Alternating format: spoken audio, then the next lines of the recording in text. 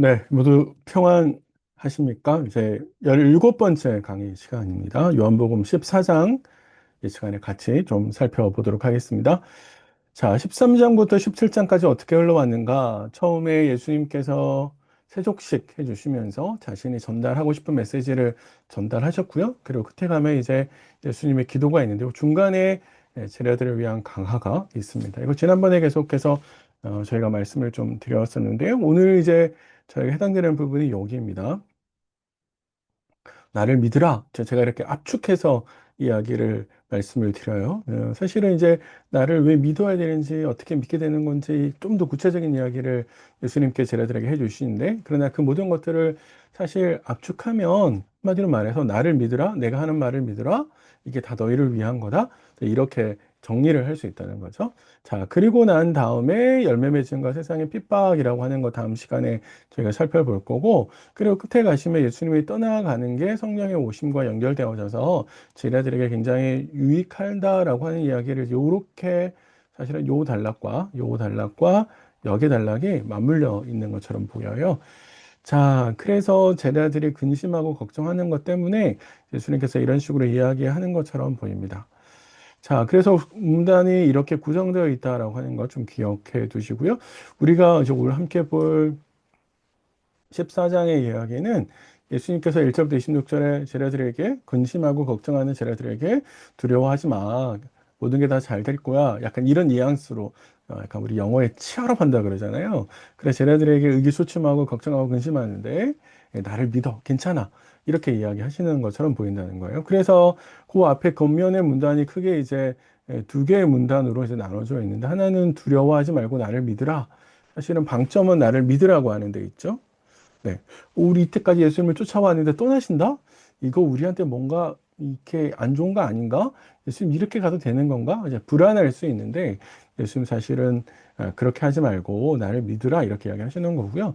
두 번째는 나를 믿는 자가 더 큰 일을 할 수 있다라고 이야기를 하시면서 사실은 나를 믿으라라는 이야기를 설득하시기 위해서 왜 나를 믿으면 좋은지 더 큰 일을 할 수 있다. 그리고 너의 역할이 이런 거야 라고 설득하시면서 결과론적으로 하시려고 하시는 말씀은 나를 믿으라는 이야기죠. 네, 그렇게 해서 1절부터 26절의 이야기를 이야기할 수 있고요. 27절부터 31절은 전체 이야기를 받아와서 다시 한번 평안의 이야기를 하시면서 두려워하지 말라라고 이야기하시면서 사실은 내가 떠나가는 걸 너희가 진짜 제대로 뭔가를 알면 기뻐할 수 있어. 이런 이야기를 해 주십니다. 그래서 14장 전체가 이런 방식으로 구성되어 있다. 이렇게 이제 좀 이 문단의 구성을 좀 기억하시면서 하나씩 좀 들어갔으면 좋겠습니다. 자, 14장 1절에 너희는 마음에 근심하지 말라 이렇게 이야기를 하시며 시작하시죠. 근심하지 말라라고 하는 말의 전제는 뭐냐면 제자들이 어떻게 하고 있다? 근심하고 있다라는 것을 역으로 반증하는 것이죠. 자, 이게 이제 문제가 되는 건 뭐냐면 13장의 흐름을 보면 13장 마지막에 예수님께서 떠나가신 이야기를 서로 사랑하십시오라는 이야기를 하면서 동시에 내가 가는 지금 이 길을 너희가 따라오지 못한다라고 해서 제자들과 헤어질 것에 대해서 이야기를 했는데 베드로가 막 용감하게 어디로 가든지 내가 따라가겠다라고 열심히 이야기했던 것들이 있죠. 그걸 보면서 예수님께서 네가 나를 3번 부인할 거야 이렇게 이야기를 했단 말이에요. 그러니까 이런 이야기들이 흘러가면서 예수님께서 제자들이 굉장히 근심하고 있는 모습을 얼굴에 다 쓰여 있겠죠. 선생님이 떠나간다고 하시니까. 그래서 사실은 자신의 기대와 생각이 다 무너져 내리는 순간이 온 거잖아요. 제자들의 기대와 계산은 예수님과 함께 뭔가 권력의 자리에서 뭔가를 누리고 싶은 그런 생각이 가득했는데 사실 예수님 떠나간다고 하시니까 얼마나 두렵고 힘들겠어요. 그래서 그 근심과 걱정이 가득한 얼굴을 보면서 사실은 마음에 근심하지 말라라고 이야기를 하시는 거죠. 자, 이렇게 시작을 하고 나서 예수께서 뭐라고 이야기했냐? 나를 믿어라고 이제 예수님께서 이야기해 주고 계십니다. 나를 믿어. 우리 이제 개역 개정 번역에는 하나님을 믿으니 또 나를 믿으라 이렇게 이야기했는데 이게 사실은 세 가지 번역이 가능해요. 헬라어로 보면 너희는 하나님을 믿고 또 나를 믿는다. 그러니까 이렇게 쭉쭉쭉쭉 이야기할 수 있다. 이렇게 볼 수 있고요. 두 번째는 명령을 한 번은 섞어서 너희는 하나님을 믿잖아. 하나님을 믿으니까 하나님으로부터 보냄을 받은 나를 믿어. 이렇게 번역할 수 있어요. 우리 개역개정 번역이 죄송합니다. 이렇게 번역된 거고요. 마지막에는 둘 다 명령형으로 번역할 수도 있어요. 하나님을 믿어. 그리고 또 나를 믿어. 네, 이렇게 이야기하는 거죠. 세 번째 이야기가 저는 더 괜찮을 것 같다라는 생각을 하는데, 죄송합니다. 왜 그러냐면, 예수님께서는 철저하게 누구를 움직이고 있어요? 예수님의 떠나가심은 자신의 자의적인 계획이 아니라 하나님의 계획 하에서 그 계획에 순종해서 나아가는 거잖아요. 그런 차원에서 보면 어떻게 해요? 예수님의 떠나감은 하나님의 명령에 따른 순종이고, 그러니까 예수님을 의심하는 것은 하나님을 의심하는 거라는 거죠. 그러니까 이 모든 큰 근심의 걱정의 대상을 정점으로 가는 부분은 하나님이잖아요. 그러니까 하나님을 믿어. 하나님의 계획하심과 그분의 일하심에는 틀린 바가 없어. 이렇게 이야기하시는 거라고 볼 수 있다는 거죠. 그래서 하나님을 믿고 또 나를 믿어. 이렇게 이야기합니다. 사실은 제자들이 자신의 걱정과 근심은 뭔가 일이 어그러져서 진짜 진리가 아니어서가 아니라 자신의 계획과 판단이 어그러졌기 때문에 근심하는 거죠. 자신의 기대가 무너졌기 때문에 근심하는 거죠. 우리 일상에서 대부분의 많은 일들은 이런 방식인 것 같아요. 저는 생각할 때. 사실은 뭔가 진짜 하나님의 진리가 무너져서라기보다는 내가 기대하는 바가 무너져서 내가 그린 그림이 깨져서 내 계산이 틀려서 이럴 때 사실 우리가 더 근심하면서 나아가는 경우가 훨씬 더 많죠. 자, 근데 여기 이제 재미있는 거는 한 가지 좀 확인하셔야 될 게 신학적 진리는 나를 믿으라라고 이야기하잖아요. 이게 이제 학자들이 흔히 이야기하는 고등 기독론 이렇게 이야기하거든요. 하나님과 예수님을 나란히 등치시켜서 믿음의 대상으로 예수님과 하나님을 나란히 놓는 거죠. 사실 이게 유대인들에게 머릿속에서는 쉽지 않은 이야기거든요. 왜냐하면 유대인들은 유일신론이잖아요. 들어보셨죠? 유일신론. 음. 그래서 하나님은 한 분이신데? 라는 생각이 유대인들의 머릿속에 가득했어요. 그런 유대인들에게 있어서 사실 예수님이 자신을 신적인 존재로 하나님과 나란히 놓는다라고 하는 것은 유대인들이 가지고 있는 신학적 체계 안에서 굉장히 받아들이기 쉽지 않은 생각인데 이것이 초대교회 안에 점점점 발전돼서 제가 발전했다고 하는 거는 원래 없었는데 이게 갑자기 어느 날 이론으로 만들어서 받아들였다는 이야기가 아닙니다. 하나님께서 계시를 열어주셨다는 이야기예요. 예. 그래서 믿음의 대상으로서 예수님을 섬기게 되는 이야기가 나오죠. 사실 이거는 복음서보다 훨씬 이전에 쓰인 바울의 서신에서 자주 등장하는 이야기입니다. 바울의 서신에 써서 보면 은혜와 평강 이런 이야기 하잖아요. 그리고 고대 세계 편지에는 없는 이 은혜와 평강의 출처를 밝히거든요. 그때 하나님과 나란히 예수님을 놔요. 그러니까 이게 바울이 가지고 있는 생각이거든요. 그래서 예수님이 믿음의 대상으로서 하나님과 같은 신이시다라고 하는 그런 이야기들을 해 줍니다. 이게 이제 초대교회의 이런 방식으로 자리를 잡아서 신학이 된 거죠. 자, 예수님께서 나를 믿어라고 하는 이야기를 하시면서 왜 나를 믿어야 되는지, 왜 근심하지 말고 이게 나를 믿고 가야 되는 이야기인지 그 이야기의 이유를 이제 2절부터 4절에 이야기하십니다. 집에 대한 이야기를 하는데 내 아버지 집에 거할 곳이 많다 이렇게 이야기합니다. 사실은 이제 집에 거할 곳 이렇게 이야기를 하셨는데 이게 헬라어로는 모네라는 단어인데요. 이건 사실 교회나 성전을 가리키는 것이 아니라 하늘 그 자체를 가리킨다라고 볼 수 있습니다. 하늘이 하나님께서 계시는 곳이죠. 그래서 그 아버지의 집에 제자들이 머물 곳을 마련하러 가기 때문이다. 이제 이렇게 이야기를 하는 건데 이거를 우리가 사실 물리적인 장소 이런 생각으로 이거를 이해하면 되게 어려워요. 마치 하나님 품에 갇혀서 예수님께서 어떤 물리적인 장소를 뭔가를 만드셔야 되나? 뭔가 또 집을 다시 지으셔야 되나? 이제 이렇게 이해하기가 쉽은데, 사실은 그런 차원으로 보기가 어렵죠. 우리가 이제 큰 그림을 그리셔야 되는데, 예수님께서 가셔야만 예수님께서 왕으로 등극할 수 있는 거잖아요. 음. 그렇죠?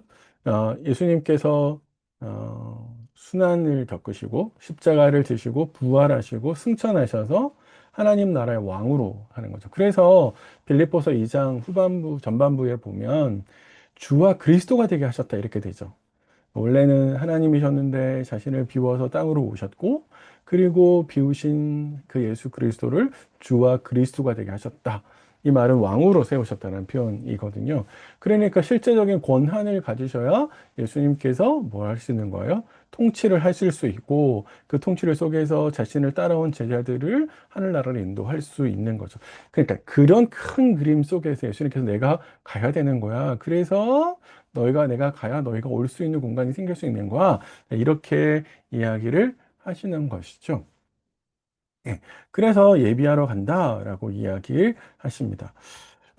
그래서 내가 다시 와서 너희를 내게로 영접하여 나 있는 곳에 너희도 있게 하리라 이렇게 했는데요. 이 14장 안에 예수님께서 오신다는 이야기가 여러 번 반복되는데 그게 천편일률적으로 한 가지 뜻을 가지고 있는 게 아니어서 문맥마다 이게 예수님께서 성령을 통해서 오신다는 건지 재림을 하신다는 건지 부활해서 다시 예수께 제자들에게 다시 오신다는 건지 이걸 좀 확인해 볼 필요가 있습니다. 3절에 나와 있는 이야기는요, 아마 재림을 통해서 예수님께서 영원히 함께 있게 되는 것. 그래서 예수님께서 초림하시고 나중에 재림하실 텐데 그 재림해서 모든 사람들을 자신에게로 인도해서 영원한 하나님의 나라가 시작되는 것을 말씀하시는 것 같아요. 그래서 여기는 재림을 통해서 제자들과 영원히 함께 있게 될 거다라고 이야기하고 있는 거예요. 그래서 내가 이걸 예수님께서 처음부터 계속해서 설명해 왔다라는 거죠. 그래서 뭐라고 이야기하면 내가 가는 길을 너희가 알고 있지 않냐라고 이야기합니다. 예수님은 처음부터 자신이 고난과 순환의 길을 걷고 그 길을 통해서 아버지의 뜻을 이루고 그리고 아버지께서 세우신 종착지인 영광의 왕의 자리에 올라가는 거죠. 그래서 이 모두한 것들을 제자들에게 오늘 여기 처음 말씀하신 게 아니라 우리가 요한복음이나 공간복음에서 보면 예수님께서 처음부터 제자들에게 쭉 이러한 이야기를 해 오셨다라는 사실들을 알 수 있습니다. 그러니까 너희가 내가 가는 길을 당연히 알고 있지 않냐. 이렇게 이야기할 수 있는 거죠. 자, 그런데 우리의 도마가 알아요? 우리 모르는데요? 네, 이런 투로 이제 이야기를 합니다. 예수님께서 너희가 알잖아 라고 이야기하는 도마는 이해 못했다라고 질문하죠. 주여 주께서 어디로 가시는지 우리가 알지 못하거늘 길을 어찌 알겠습니까? 즉 최종 목적지를 우리가 모르는데 어디로 가시는지 우리가 모르는데 어떻게 그 길을 가는지 우리가 어떻게 알아요? 라고 도마가 이해합니다. 예수님께서 제자들에게 가르친 게 아주 신학적으로 어렵거나 아니면은 차차원적인 철학적인 이야기를 했거나 사실 그러지 않죠. 그런데 왜 제자들이 계속해서 못 알아들었냐? 왜 그럴까요? 그거는 제자들 머릿속에 자신들의 신학, 자신들의 생각, 자신들의 꿈, 야망, 욕망이 가득 차 있었기 때문에 예수님께서 하시는 이야기가 들리지 않는 거죠. 어려워서 들리지 않는 것이 아니라 자신의 계산 안에 있기 때문에 예수님의 말씀이 들리지 않는 거예요. 그쵸? 그러니까 끊임없이 예수님과 함께 이 땅에서 뭔가를 할 수 있을 거라는 기대가 가득 찼기 때문에 예수님의 말씀을 이해하려고도 하지 않았고 사실 들리지도 않았다. 이렇게 보실 수 있습니다. 네. 그래서 예수님께서 이제 6절과 7절에 도마의 이 질문에 대해서 대답을 해 주십니다. 내가 곧 길이요 진리요 생명이니 이렇게 이야기하시죠. 길을 몰라요? 아니 내가 길이잖아. 그래서 내가 아버지께로 가. 너희가 아버지께로 오려면 나를 통해서 아버지께로 올 수 있어. 내가 지금 아버지께로 간다니까? 네, 이렇게 이야기하고 계신 것이죠. 그래서 내가 하나님께로 가는 길이야. 내가 너희를 나중에 인도할 거야. 그렇게 해서 결국에 하시고 싶은 말씀은 뭐예요? 나를 좀 믿어. 의심하지 마. 너희 생각을 좀 버려. 예수님께서 이렇게 이야기해 주십니다. 여담인데 한번 고민해 보시면 좋겠는데 예수님께서 나로 말미암지 않고는 아버지께로 올 자가 없다. 이렇게 딱 단언하시잖아요. 그러면은 그 누구라도 예수님 외에는 길이 없으니까 예수로 말미암아 하나님께로 가는 건데 그러면은 구약시대 백성들은 어떻게 하죠? 어떻게 될까요? 구약시대 백성들은 예수님 오시기 전이잖아요. 네, 저는 굉장히 궁금한데 궁금하지 않으세요? 한번 고민해 보세요. 이건 성경을 우리가 자세히 보면 어딘가에 답이 있는 문제 같아요. 한번 고민해 보시고 다음에 같이 한번 나눠볼 수 있는 시간이 있었으면 좋겠습니다. 자, 그리고 나서 예수님께서 7절에 이렇게 이야기하세요. 너희가 나를 알았더라면 내 아버지도 알았으리로다. 이제부터는 너희가 그를 알았고 또 보았느니라. 이제 이렇게 이야기하십니다. 요 7절은 약간 번역이 문제가 있어서 이렇게 번역해야 될 것 같아요. 너희가 나를 알게 되었다면 내 아버지도 알게 되리라. 7절 전반부에. 음, 이게 사실 지금 제자들하고 예수님하고 꽤 오랜 시간 같이 있었는데 예수님께서는 독생하신 하나님으로서 저기 계신 하나님을 드러내시는 분이었잖아요. 그러니까 예수님을 알면 예수님과 함께 하신 하나님을 당연히 알게 된다라는 것이죠. 그러면서 예수님께서 이제부터는 너희가 그를 알았고 또 보았느니라. 이제 우리 번역을 이렇게 했었는데요. 요게 이제 두 가지 번역이 다 가능해요. 이제부터는 이라고 이야기를 할 수도 있고 또 반대로 분명히라고도 번역할 수 있습니다. 예, 그래서 우리 번역으로 따지면 이제부터는 너희가 그를 보았고 또 그를 알았고 또 보았다. 이렇게 이제 번역을 했는데 이게 분명히라는 의미로 가면 너희는 분명히 그를 알고 또 그를 보았다. 이렇게 번역할 수도 있어요. 이제 이 의미가 조금 더 이 문맥에 잘 보여지는 것 같은데 왜냐하면 예수님께서 하나님을 보여주시는 분이잖아요. 그래서 내가 곧 길이요 진리요 생명이니라는 말은 예수님을 통해서 하나님으로 가는 길을 알고 예수님을 통해서 하나님이 누구신지를 경험하게 된다. 그런 의미로 쓸 수 있다라는 것이죠. 네. 그래서 지금 목적지를 몰라요. 어떻게 가요? 라고 이제 도마가 물었을 때 예수님께서 그에 대한 대답으로서 내가 하나님께로 가고 있고 그 하나님께로 가는 길에 내가 길이야. 나를 쫓아오면 아버지께로 갈 수 있어. 라고 이제 제자들에게 이야기를 해줬고 너희는 그 아버지를 분명히 지금 본 거야. 왜냐하면 내 안에서 아버지가 함께하고 있기 때문이야. 이렇게까지 이제 설명을 했어요. 예수님께서. 자, 그런데 우리의 빌립이 또 동문서답 같은 예수님의 말씀을 전혀 알아듣지 못한 듯한 뉘앙스로 이렇게 요청합니다.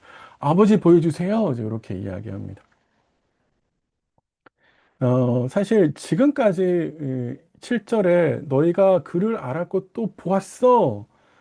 이렇게 이야기를 했는데 지금 와가지고 또 아버지 보여주세요.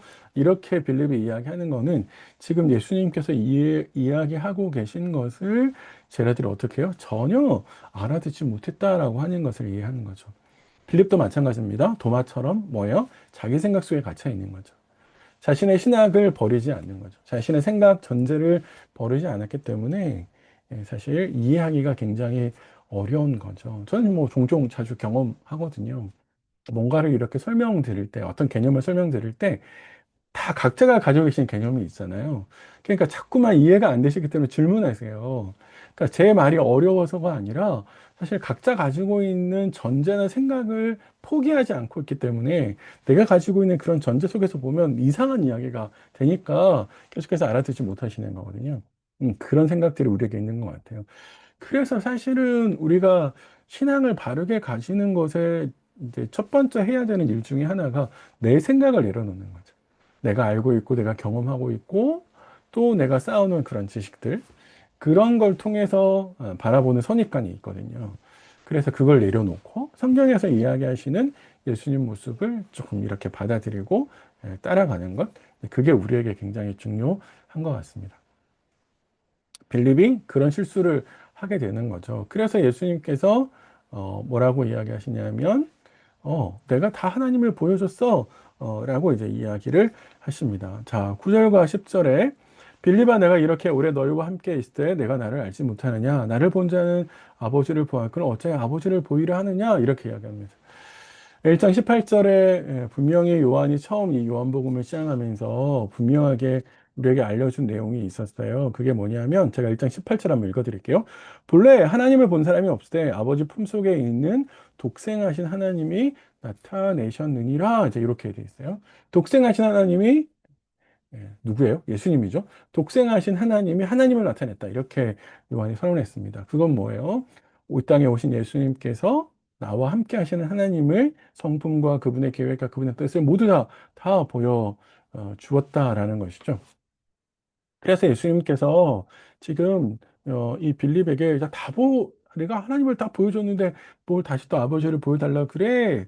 이렇게 이야기하죠. 그래서 10절에 하는 이야기가 내 안에 아버지가, 아버지 안에 내가 이런 이야기를 하시는 이유가 바로 여기에 있습니다. 그래서 믿으라고 계속 이야기하시는 것이죠. 자, 그러면서 다시 한 번 더 강조하세요. 11절 보세요. 내가 아버지 안에 거하고 아버지가 내 안에 계심을 믿으라. 그렇지 못하겠거든 행하는 그 일로 말미암아 나를 믿으라. 이제 이렇게 번역했는데 제가 번역을 다시 한번 적어봐요. 내가 아버지 안에 아버지가 내 안에 있다는 나를 믿으라. 그러니까 사실 내 말을 믿으라. 그렇게 이야기하는 거죠. 아니면 그 일들로 인해서 믿으라. 이렇게 이야기합니다. 그러니까 아까 처음에 이야기 말씀드렸듯이 1절에 이야기할 때 근심하지 말고 나를 믿으라 이렇게 이야기했죠. 11절 가서 다시 내 말을 믿으라. 하나님과 내와 함께 하고 있고 내 안에서 아버지가 역사하고 계시다라고 하는 내 말을 믿어 이렇게 이야기하는 거죠. 사실 나를 믿으라는 말은 내 말을 믿으라는 것과 다르지 않은 거잖아요. 그리고 예수님이 한 가지 덧붙여서 내가 그동안 해온 일들이 있잖아. 그러니까 그거 나를 믿어 이렇게 이야기하시는데 예수님께서 행하신 표적은 예수님이 누군지를 보여주고 동시에 예수님 안에서 하나님이 역사하고 계시다라고 하는 것을 예수님의 사역을 통해서 하나님의 나라가 확장되고 있다라고 하는 것을 우리에게 보여주는 것이죠. 그러니까 믿으라고 이야기하는 겁니다. 믿으라는 이 이야기를 거꾸로 뒤집어서 저는 이렇게 생각할 수 있다고 봐요. 제자들이 가지고 있는 근심과 걱정은 그들의 계획과 그들의 시선이 무너졌다는 이야기인데, 그러니까 예수님은 그걸 내려놓으라고 지금 이야기하시는 거죠. 그래서 예수님을 신뢰하라고 이야기하고 있는 겁니다. 그러니까 이게 사실은 예수님의 말씀과 우리의 현실 사이에 오는 괴리감인데, 우리가 그럴 수 있잖아요. 예수님의 말씀을 계속 믿으라고 이야기를 하시는데, 현실은 믿을 수 없는 상황으로 가고 있는 거잖아요. 근데 믿을 수 없는 상황이라고 하는 나의 인식은 어디서 기준이 되냐면 내 판단과 내 계획의 기준이 되는 거죠. 내 판단과 내 계획의 기준에 따라서 지금의 현실은 말씀과 괴리가 있어. 이렇게 우리는 생각하는데 사실은 그건 우리 안에 우리의 시선이 근시안적이어서 그렇죠. 하나님의 거대한 그림을 보지 못하기 때문에 생길 수 있는 문제거든요. 늘 눈앞에 있는 자꾸 사소한 것에 목을 매니까 그럴 수밖에 없는 거죠. 그러니까 그런 점에 있어서 나를 믿으라고 하시는 이야기의 첫 번째 시작은 내 생각과 내 선입관을 내려놓고 순수하게 아무 계산 없이 예수님의 말씀을 그대로 받아들이고 더 나아가서 예수님의 말씀을 신뢰하는 거죠. 현실에 되어가고 있는 상황에 따라 흔들리는 것이 아니라 비록 현실이 그렇다 할지라도 주님이 끝까지 그걸 이루실 거다라고 확신하는 것. 그게 이제 사실 주님께서 요구하시는 거다라고 이제 볼 수 있습니다. 네. 자, 요렇게 이제 한 단락을 마무리 짓는데요. 제가 아까 처음에 보여드렸듯이 요 다음 단락도 똑같아요. 4장 1절부터 11절의 핵심은 예수를 믿으라는 거죠. 너희의 생각과 판단과 걱정에 너 그거 다 이해해. 하지만 나를 믿어. 이게 내가 큰 그림 안에서 하나님께로 가는 하나의 단계로 지금 나아가고 있는 거야. 이게 진짜 승리하는 길의 단계야. 일시적으로 너에게는 실패처럼 보일 수 있지만 그렇지 않아. 이렇게 이야기하신 거고 두 번째 이야기는 예수님을 믿으면 더 큰 일을 행할 수 있어 라고 하는 이야기를 하시는데 사실 이거는 더 큰 일을 행하는 것에 초점을 맞추고 있는 것이 예수를 믿으라는 거예요. 그래서 예수를 믿으면 어떤 일이 벌어지는지 그 결과를 가지고 와서 예수님을 믿어야 되는 필요성을 역설한 거거든요. 네, 그래서 문단은 믿으면 더 큰 일을 행해. 왜 그렇게 행할 수 있는 이유를 설명하는데 말씀드린 것처럼 초점은 그래서 예수를 믿을 수밖에 없다. 믿어야 된다. 이런 이야기를 예수님께서 하는 거죠. 예수님 마음이 참 얼마나 어떠세요? 좀 답답하지 않으실까요? 네, 저는 예수님 마음 굉장히 제자들에게 사실 누군가에게 신뢰받지 못한다라고 하는 것이 굉장히 아쉽고 안타까운 일인데, 그래서 나를 좀 믿어라고 이렇게 호소하시는 예수의 마음이 느껴질 수 있지 않을까요? 네.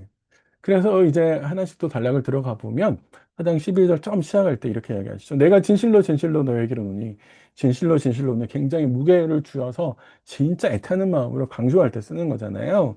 나를 믿는 자는 내가 하는 일을 그도 할 것이요 또한 그보다 큰 일을 하려니 이는 내가 아버지께로 감이라 이렇게 이야기합니다.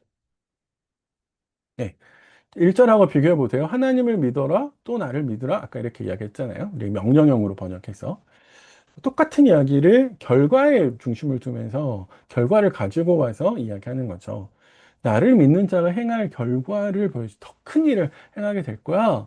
그러니까 어떻게 해야 돼? 그 전제는 믿어야 된다는 거죠. 예수님 말씀을 믿고 예수님 말씀을 신뢰해서 예수님이 지금 하고 계시는 길에 태클을 그지 말고 순종해서 따라가야 돼. 이렇게 이야기하는 겁니다. 근데 한 가지 좀 어려운 게 더 큰 일? 예수님의 행함보다 더 큰 일이 있나? 예수님은 죽은 사람들까지 살렸는데 제자들이 죽은 사람들을 살렸나? 살렸죠. 근데 똑같죠. 그러니까 살렸고. 근데 더 큰 일을 한다? 그러면 사람을 그러니까 살리는 것보다 더 큰 일이 뭐지? 음, 우리 이렇게 생각할 수 있는데요.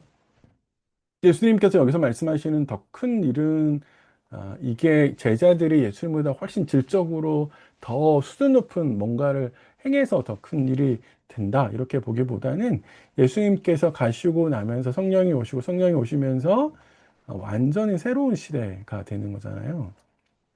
새 시대가 되는 거거든요.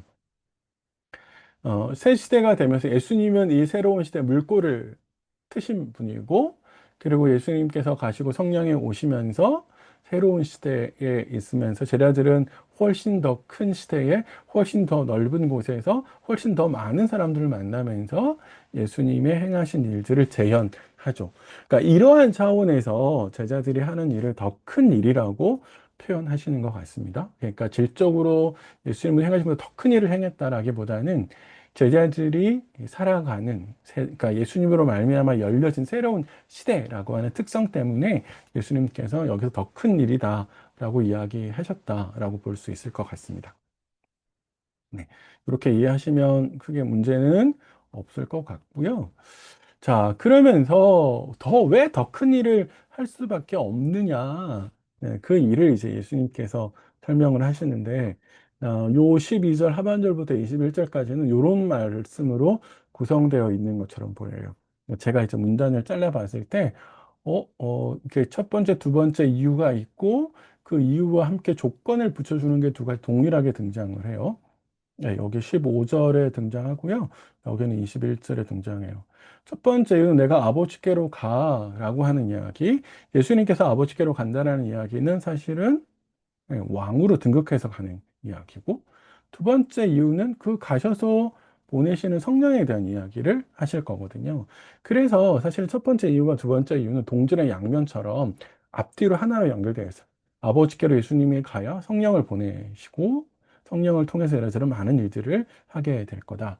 그런데 딱 두 가지 다 공이 똑같은 조건을 붙이고 있어요.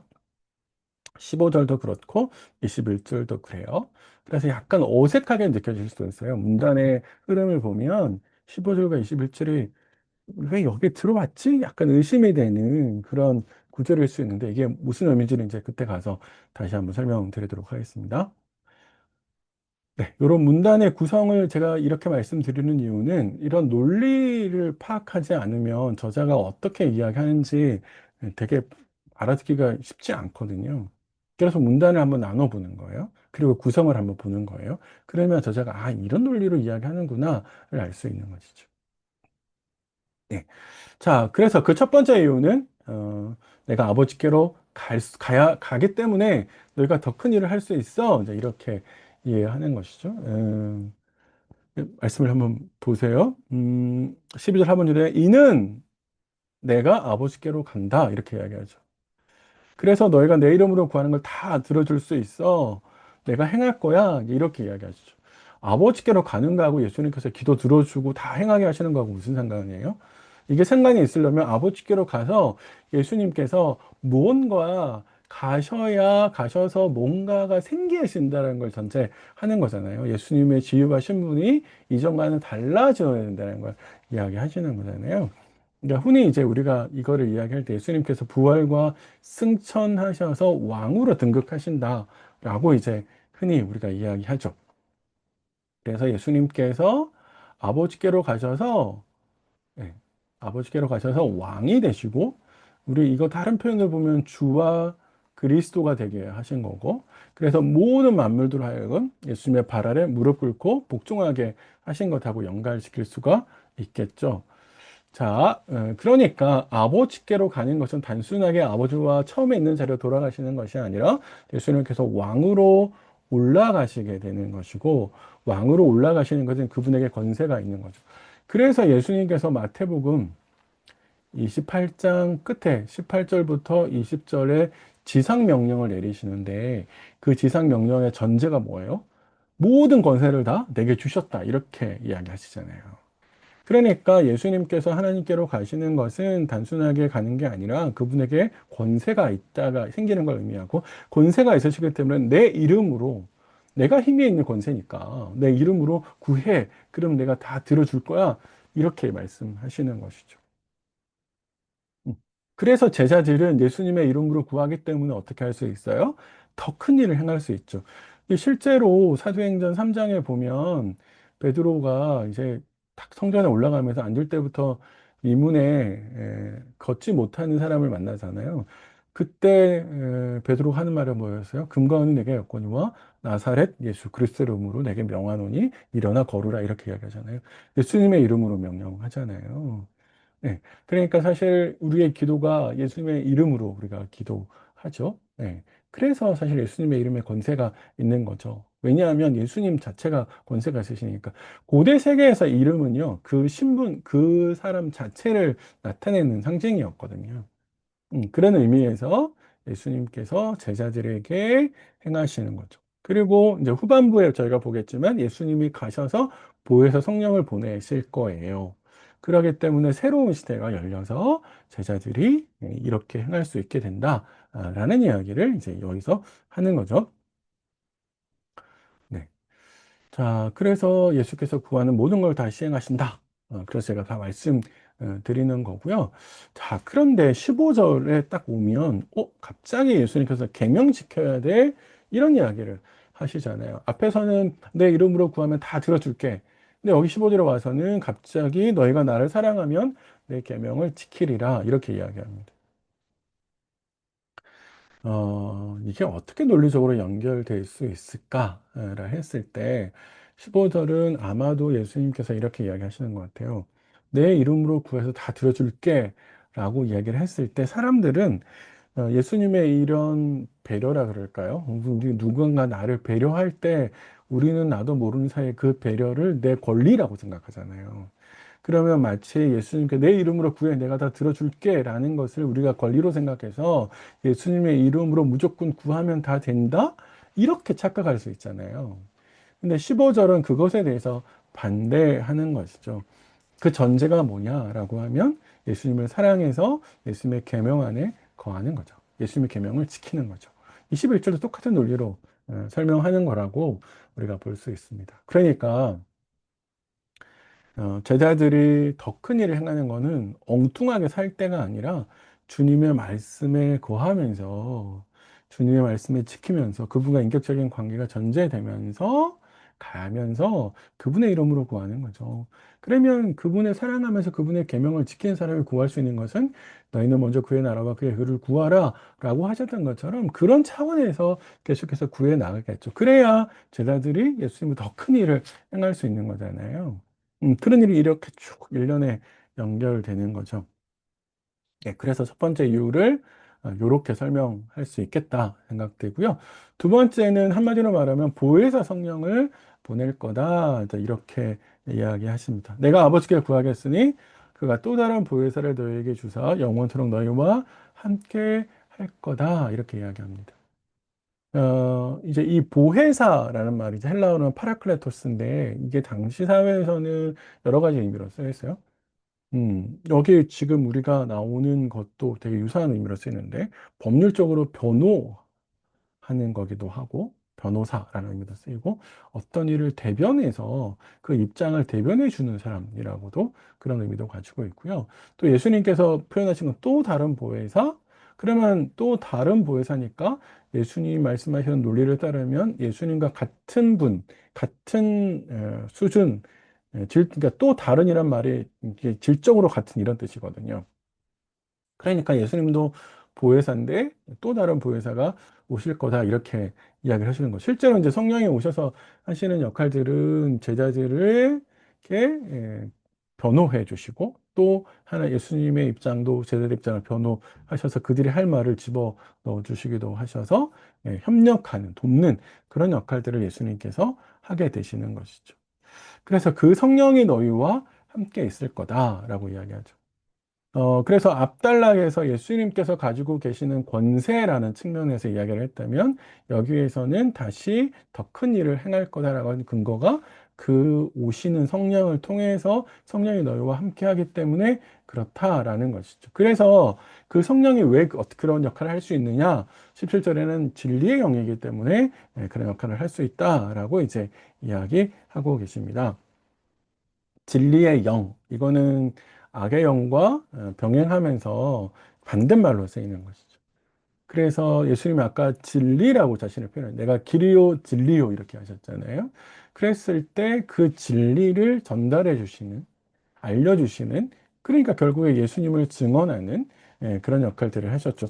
이게 사실은 이제 13장에 예수님께서 제자들에게 하신 말씀에 이제 그대로 또 나와 있기도 합니다. 네, 그래서 진리의 영이시다 이렇게 이야기를 하는데 너희가 그분이 함께 할 거야 이렇게 이야기하는데 반대로 세상은 받을 수 없다라는 거죠. 그러니까 세상은 계속 요한복음 안에서 대부분 다 악한 말로 쓰여요. 부정적인 말로 쓰입니다. 그런데 그 세상의 뜻은 뭐냐면 하나님의 뜻을 거스르는 사람들 혹은 거스르는 질서, 체계 이런 걸 이야기할 때 세상이라는 말을 쓰거든요. 그러니까 하나님의 뜻을 거스르는 사람들은 성령을 받을 수가 없죠. 왜냐하면 예수를 거스르니까. 성령은 예수를 증거하는데, 그러니까 당연히 받을 수가 없겠죠. 그러니까 세상이 세상을 그칠 때, 세상이 자기 속성을 버리고 나올 때, 그때 성령을 받게 될 거다라는 겁니다. 그러면 마찬가지로 제자들도 어떻게 해야 돼요? 주님 말씀을 지켜가면서 갈 때 성령이 그들과 함께 하는 것이죠. 네. 자, 그래서 이 진리의 영이신 성령께서 오실 거다 이렇게 이야기합니다. 자, 여기까지 가면, 성령이 오신다? 초점을 하나 더 확인하고 갈까요? 네. 16, 17절에 초점은 앞달락과 연결시키면 예수님이 죽고 부활이 없으면 떠나지 못하고 아버지께로 못 가요. 아버지께로 못 가면 제자들에게서 오지 못하고 다른 보혜사를 구할 수가 없어요. 그렇죠? 그래서 지금 성령이 못 오시는 겁니다. 이런 이야기를 여기서 한 거고요. 어, 18절부터 19절은 내가 너희를 구하와 같이 버려두지 아니하고 너희에게로 오리라 이렇게 이야기하십니다. 성령은 그래서 나중에 올 건데 그러면 예수님은 떠나가면 이제 다시는 못 오시는 건가? 이렇게 우리가 이제 질문할 수 있잖아요. 예수님께서 그런 이야기를 아시고 19절에 18절에 버려두지 아니하고 너희에게 오리라 이렇게 이야기하셨는데 이거는 19절에 보면 조금 있으면 세상은 다시 나를 보지 못할 것이로되 너희는 나를 보리니 이는 내가 살아있고 너희도 살아있겠습니다 라는 말씀은 예수님이 죽고 난 다음에 부활하셔서 제자들에게 찾아오시는 걸 말씀하시는 것 같습니다. 아까 제가 처음 우리 14장 시작할 때 예수님이 다시 오신다는 이야기가 재림에서 오신다는 건지 성령으로 오신다는 건지 아니면 부활로 오신다는 건지 문맥에 따라서 결정해야 된다 이렇게 말씀을 드렸는데 여기에 문맥에 보시면 19절에 조금 있으면 이런 이야기를 하시는 걸로 봐서 조금 있으면 예수님이 십자가를 지실 거고 또 다시 올 거다 이런 이야기를 하시니까 죽음 이후에 부활을 통해서 예수님께서 올 거고 그러면 예수님의 부활을 확인한 제자들은 어떻게 되겠어요? 아 진짜 모든 게 다 예수님 말씀에 맞구나. 그래서 하나님께서 예수님 안에서 역사하시는구나. 이게 하나님의 큰 빅피처였구나. 이렇게 다 깨닫게 될 거다. 그래서 20절에 그날에는 진짜 부활하고 난 다음에 그날에는 내가 아버지 안에 너희가 내 안에 내가 너희 안에 있는 것을 깨닫게 될 거다. 이 모든 게 다 하나님께서 그려가시는 큰 그림이라고 하는 것을 알게 될 거다. 이제 이렇게 되는 거죠. 네. 그래서 요거 조금 앞에서 설명드리는 말씀이었어요. 다 설명드렸습니다. 예, 또 한 번. 그런데 이 모든 게 다 적용되는 상황은 내 계명을 지키는 것이어야 된다. 사실은 성령과 함께 동행하는 사람은 하나님 말씀을 지켜나가는 사람이죠. 네, 그건 너무 당연합니다. 이런 측면에서 제가 한 구절만 좀 말씀드리면, 고린도전서 3장 16절을 쭉 한번 보세요. 너희가 하나님의 성전인 것과 하나님의 성령이 너희 안에 거하시는 걸 알지 못하느냐. 분쟁도 많고, 정말 믿지 않는 사람들처럼 행동하는 고린도 교회를 향해서 바울이 이 말씀을 들려주고 있거든요. 그러니까 하나님의 성령이 함께 하려면 전제는 하나님 말씀을 지켜야죠. 네. 하나님은 아무나 그냥 다 구원하시거나 혹은 아무나 다 동행하시는 것이 아니라 하나님께서는 당신의 말씀을 지키는 사람들을 어떻게 하든지 간에 지키시고 보호하시는 겁니다. 네. 그래서 순종이 하나님의 능력의 통로가 되는 것이고 하나님과 동행하는 방식인 거죠. 하나님께서 다른 삶의 방식을 준 적이 없어요. 강야에서도 그렇고 지금도 그렇고 신약 시대도 그렇고 하나님 말씀에 순종해서 살아가는 것이 그리스도인들에게 주신 하나님의 명령입니다. 예, 삶의 방식입니다. 그런 점에 있어서 우리가 얼마나 하나님 말씀을 잘 지키고 있는지 한번 고민해 보셨으면 좋겠어요. 자, 이렇게 쭉 설명을 했어요. 첫 번째 설명에서도 질문이 있었는데, 이제 두 번째 설명에서도 질문이 생겨서, 질문을 하게 됩니다. 자, 유다가 질문해요. 여기 유다는 다른 유다가 아니라고 설명을 하고 있죠. 야고보의 아들 유다입니다. 네. 질문은 이렇게 해요. 어떻게 자기를 우리에게는 나타내시고 세상에는 아니하시랍니까? 이렇게 이야기합니다. 왜 그러냐라는 질문이라고는 어떻게 그게 가능하냐? 약간 이런 것 같아요. 예, 제자들과 세상의 구분이 어떻게 가능하냐? 우리에게는 보여주시고 세상 안 보여주신다고 이야기를 하시는데 이게 어떻게 가능합니까? 이제 이렇게 질문하시는 것 같아요. 자, 그래서 예수님의 대답은 뭐냐면 15절과 21절의 말씀을 그대로 가져오는 것 같아요. 사람이 나를 사랑하면 내 말을 지키려니 내 아버지께 그를 사랑하실 것이요 우리가 그에 가서 거처를 그와 함께 하리라 이렇게 이야기해요. 세상과 제자들의 근본적인 차이는 뭐냐면 말씀을 지키느냐 지키지 않느냐의 여부가 되겠죠. 그래서 예수님께서 24절에 나를 사랑하지 아니하는 자는 내 말을 지키지 아니하나니 너희가 듣는 말은 내 말이 아니요 나를 보내신 아버지의 말씀이니라. 사실은 우리가 어떤 논리를 가지고 있냐면 다 보여주시면 내가 말을 지킬게요. 우리는 사실 그렇게 생각하거든요. 근데 예수님 말씀은 뭐냐면 말씀을 지키면 다 볼 수 있다는 거죠. 그런 논리로 예수님께서 대답을 하시는 것처럼 보여요. 사랑할 때 순종할 수 있죠. 진짜 사랑하면 순종할 수 있습니다. 계명을 지킬 수 있죠. 네, 그런 점에 있어서 어떻게 이게 이렇게 되는지를 우리에게 이야기해 주고 있습니다. 자, 마지막으로 가서요. 25절과 26절에서는 문단을 정리하고 있습니다. 자, 25절에 내가 아직 너희와 함께 있어서 이 말을 너희에게 하였거니와 보혜사 곧 아버지께서 내 이름으로 보내실 성령 그가 너희에게 모든 것을 가르치시고 내가 너희에게 말한 모든 것을 생각나게 하리라. 4장 11절과 유사한 맥락인데 약간의 표현이 달라질 뿐이지 역할은 비슷합니다. 이제 그래서 예수님의 권면이 두 차례 있는데 네. 여기 보시면 예수님이 권면하셨죠? 제자들의 질문과 대답이 있었죠? 권면하시죠? 질문과 대답이 있어요. 이제 여기는 4장 11절에 가서 믿어 이런 이야기를 하셨고 여기 성령이 오셔서 다 알려주실 거야 이렇게 이야기하시죠. 그러니까 사실 결이 같죠. 내가 한 말 믿어. 못 믿겠으면 내가 행한 걸로 믿어. 이렇게 앞에 4장 11절 이야기하셨고 14장 11절에 여기에서는 성령이 오셔서 다 가르쳐 줄 거야. 걱정하지 마. 좀 믿어. 이제 이렇게 예수님께서 말씀하시는 거다라고 볼 수 있습니다. 네. 그래서 여기 이제 보혜사 성령의 역할들이 다시 한번 보여주는 거죠. 예수님의 가르침을 상기해서 아, 그때 그렇게 이야기하신 거구나. 이렇게 이야기하신 것이고, 그리고 그 계시를 왜 그런 방식으로 그때 그렇게 이야기하셨는지, 그래서 지금은 조각조각 나서 그림이 완전히 잘 짜여지지 않지만, 그러나 성령이 오셔서 알려주시면 그 그림들이 다 맞추어져서 온전한 이해를 가지게 될 거다라고 이렇게 이야기해 주시는 거다.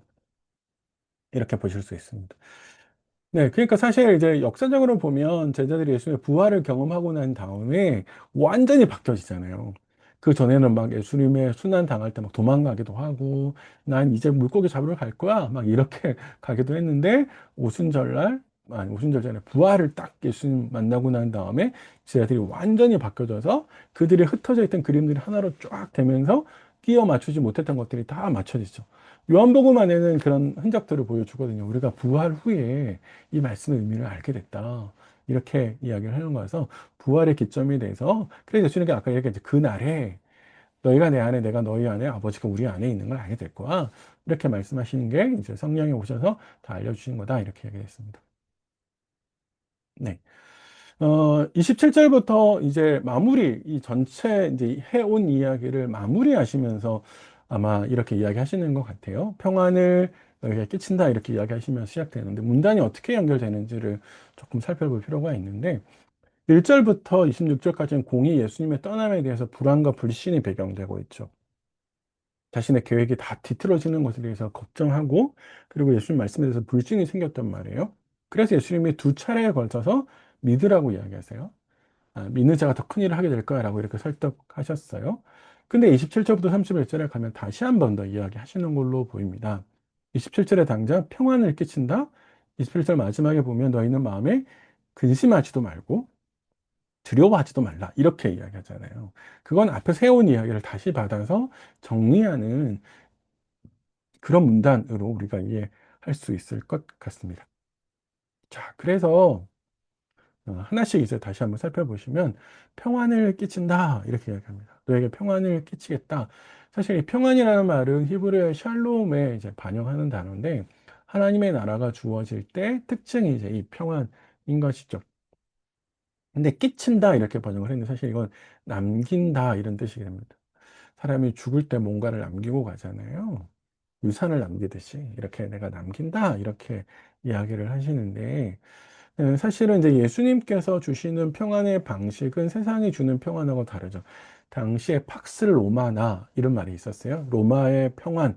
그래서 로마 안으로 들어오면 평안을 누릴 수 있다. 이건데 사실 로마가 평안을 강구하는 방식은 힘으로 눌러서 군사력으로 눌러서 적을 제압해서 누군가를 죽여서 피를 흘려서 그게 이제 사실은 세상이 주는 평안의 방식이거든요. 그러니까 근데 이거는 사실 평안처럼 보이지만 평안이 아니죠. 누군가 희생을 담보하는 평안은 평안이 아닌 거죠. 그런데 예수님은 어떻게 하십니까? 예수님은 누군가를 희생시켜서 만드는 평안이 아니라 자신을 희생시켜서 만드는 평안이잖아요. 이 세상에 악의를 짊어지고 그래서 자신의 죽음을 통해서 피를 흘림으로써 평안을 만들어 주는 것이죠. 그래서 진짜 평안은 뭐가 해결될 때 오는 거냐면 죄의 문제가 해결되어질 때 오는 것이고 하나님과 원수된 관계가 해결되어질 때 평안이 일기 시작하는 거거든요. 그래서 예수님께서 해결하신 문제는 뭐예요? 죄의 문제를 해결하시고 자신의 죽음을 통해서 그래서 진짜 하나님의 평화를 누리게 만드시는 것이죠. 그래서 예수님이 주시는 평안의 방법은 누군가를 억압시키는 것이 아니라 자신을 희생해서 평안을 주시는 것이다. 이렇게 이야기합니다. 자, 그래서 28절에 이렇게 이야기하세요. 때가 갔다가 너희에게로 온다 하는 말을 너희가 들었나니 나를 사랑하였더라면 내가 아버지께로 감을 기뻐하였으리라. 아버지는 나보다 크심이라. 28절의 논리는 이거예요. 예수님을 사랑한다면 예수님 말씀을 신뢰해야죠. 그러면서 예수님께서 그려가시는 큰 그림을 보게 되고 그 보게 되면 아, 진짜 예수님께서 가시는 것이 하나님 나라에서 완성을 향해 가는 것이 굉장히 중요하니까 가셔야 되는구나. 그 길을 따라가시는구나. 라고 하면서 기뻐할 수 있죠. 또 하나, 예수님께서 아까 가심이 그냥 가시는 것이 아니라 왕으로 등극하는 거잖아요. 그러면 예수님이 왕으로 등극하는 것이 온 세상의 평화를 위해서 좋은 거잖아요. 그리고 자기에게 좋은 거죠. 그러니까 예수님이 진짜 고난의 길을 거쳐서 왕으로 올라가시는 것을 진짜 기뻐하고 박수치고 할 수 있는 게 진짜 예수님을 사랑하는 사람의 태도겠죠. 당장 내가 불편하고 내가 어려워. 예수님 가시면 안 돼. 이거는 진짜 예수님을 사랑하는 마음이 아니라는 거죠. 예. 그래서 예수님이 가시는 걸 기뻐해야 돼. 라고 이야기합니다. 예. 그리고 아버지께서 가신 곳으로 간다라는 거죠. 이건 예수님이 자기 비유하기 전에 원래 하나님께서 함께 계시면서 가졌던 영광을 가졌던 그 하나님 나라. 예. 그래서 우리 요한복음 1장 처음 시작할 때 어떻게 시작했어요? 초에 말씀이 계시니라. 그 말씀이 하나님과 함께 계셨다. 사실은 좀 더 정확히 하나님을 향해서 있었다. 이렇게 번역해야 되는 말인데, 그러니까 원래 하나님과 함께 계셨던 그곳으로 예수님께서 가셨다. 이제 이렇게 볼 수 있는 것이죠. 자, 그러면서 이 모든 것을 다 미리 말씀하신 이유가 있었다라고 이야기하시면서 왜 그렇게 이야기를 하셨냐라고 하면 너희들의 믿음을 지켜주기 위해서다. 이렇게 해야 돼. 진짜 이런 일이 일어날 건데, 정말 그때 너무 당황스러울 건데, 정말로 예상하지 못했던 배신이 일어나고, 내가 잡혀가고, 내가 메시아인데 잡혀가 십자가를 지고, 그래서 마치 사람들이 실패다라고 이야기할 건데, 그때 너희가 당황하지 않도록. 예수님의 떠남과 실패는 승리를 위한 하나의 과정이었다라고 하는 것을 인식하게 하도록 내가 이걸 이야기한다. 그래서 좌절하거나 포기하지 않도록 이해하는 거다. 이렇게 이야기하십니다. 네. 어, 자, 그러면서 예수님께서 이렇게 이야기하세요. 자, 이 이후에는 내가 너희와 말을 많이 하지 아니하리니 이 세상에 임금이 오겠습니다. 그러나 그는 내게 강요할 것이 없다. 이렇게 이야기하시면서 내가 오직 아버지께로부터 받은 걸 행한다. 이제 이렇게 이야기하십니다. 이 말씀은 이제 이렇게 쉽게 좀 정리를 하시면 어떤가 싶어요. 이 세상 임금이 온다? 이거는 사실은 사탄이 예수님을 십자가에 못 박으려고 하는 그 계획을 실행하기 위해서 계속해서 진행해 나가는 일련의 과정들을 설명하시는 것이라고 볼 수 있겠습니다. 그러니까 사실은 예수님의 십자가의 때가 임박할 권리가 있는 거죠. 그래서 표면적으로 보면 유다가 예수님을 배반하고 그 유다를 이용했던 대제사장들이 있고 그 대제사장이 사탄의 쫄개로서 이용당하고 있어서 표면적으로 보면 마치 그들이 상황을 주도해 가는 것처럼 보여질 수 있는데 사실 예수님께서 말씀하신 그건 그네들이 나한테 관여할 게 없어. 사실 그들의 모든 상황을 주도하는 것처럼 보이지만 나는 그것이 아니라 하나님께 뜻에 따라서 하나님의 계획에 따라서 내게 주어진 길을 가고 있을 뿐이야. 그래서 사실은 상황을 주도하고 있는 이는 그들이 아니라 예수님 자신이시고 예수님 뒤에서 큰 배경이 되시는 하나님이 상황을 주도하고 계신 거야. 이렇게 이야기하죠. 그래서 31절에 오직 내가 아버지를 사랑하는 것과 아버지께서 명하신 대로 행하는 것을 세상이 알게 하려 함이로다. 이렇게 말씀하시는 이유가 사실은 겉으로 보면 뭔가 그들이 사내들인 공회가 사탄이 유다가 뭔가 주도하는 것처럼 보이지만 그러나 실제로는 하나님께서 모든 걸 다 주관하고 계시고 그래서 나는 아버지의 뜻에 따라갈 뿐이야. 그래서 그는 이 세상 임금은 나에게 관여할 게 없어. 이렇게 보인다. 설명할 수 있겠다 싶습니다. 좀 정리를 해 보시면 이 14장 전체는 제자들이 예수님의 떠남에 대해서 혼란스러워하고 근심하고 걱정한 것 때문에 제자들이 그런 상황 때문에 제자들에게 예수님께서 말씀하신 거다. 그래서 그들이 혼란스러워도 두려워하지 말고 또 예수님 말씀을 믿고 그들에게 주어진 역할들을 잘 감당해야 된다. 이렇게 정리할 수 있겠습니다. 예, 14장을 이렇게 정리를 좀 해드렸는데요. 다시 한번 곱씹어 보시면서 14장의 의미를 잘 한번 생각해보고, 그리고 또 나 자신에게 하나님께서 원하시고 뜻하신 게 뭘까? 이런 것도 좀 한번 깊이 생각해 보시면 좋겠습니다. 네, 긴 시간 고생 많으셨습니다. 다음 강의에서 뵙겠습니다.